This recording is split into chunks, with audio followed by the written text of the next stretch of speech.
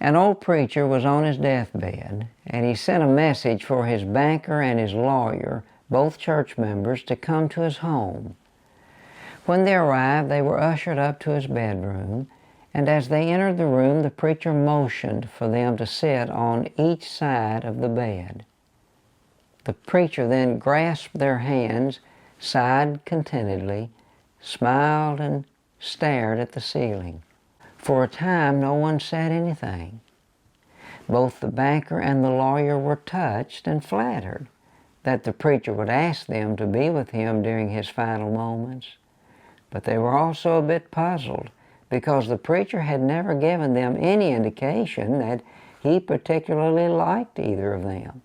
Finally, the banker said, "Preacher, why did you ask us to come?" The old preacher mustered up his strength and then weakly said, "Jesus died between two thieves, and that's how I want to go."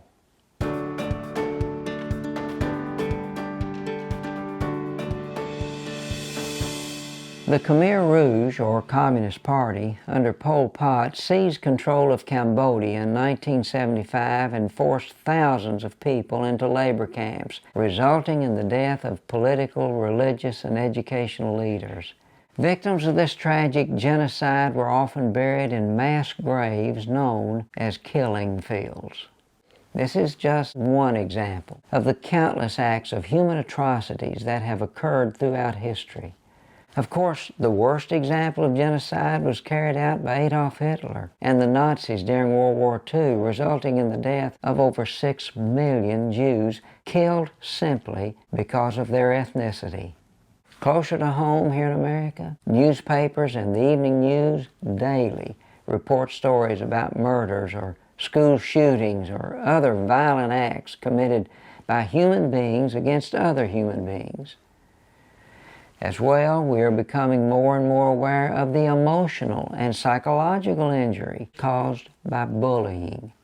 Over the many years of being a pastor, some of the most difficult conversations I have had were with people dealing with repeated emotional and psychological harm resulting from spousal abuse. All of these examples are indications of an alarming devaluation of human life. The tragedy of mass genocide and atrocities on the one end, and bullying and verbal degrading of others on the other end, represents the view that human life is worthless. There is a phrase written in Genesis chapter 1, verse 27. "So God created mankind in His own image. In the image of God He created them. Male and female He created them." The Latin phrase Imago Dei means image of God.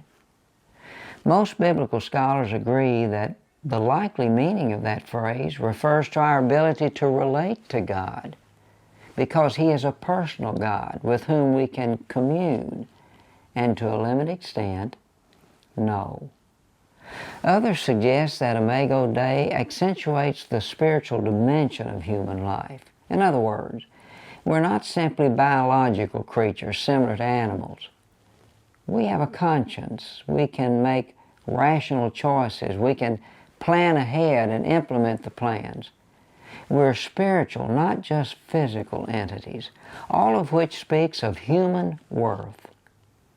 Most importantly, made in the image of God means that human life is of inestimable value. Ethel Waters, the legendary black singer who often appeared with Billy Graham at his crusades, was quoted as saying, "I'm somebody, 'cause God made me, and God don't make no junk." Well, her grammar was certainly incorrect, but her message was absolutely true. If the sacredness of human life means anything, it means that we are of value to God. And the irrefutable proof of how much God values us is the gospel. The good news that God gave His Son who died and was resurrected to give us eternal life. I wonder sometimes if our world wouldn't be better off if we didn't place the value of human beings on their ethnicity, gender, skin color, or even their social or economic status. But instead, we viewed all humans as valuable because they are made in the image of God. That's something to consider.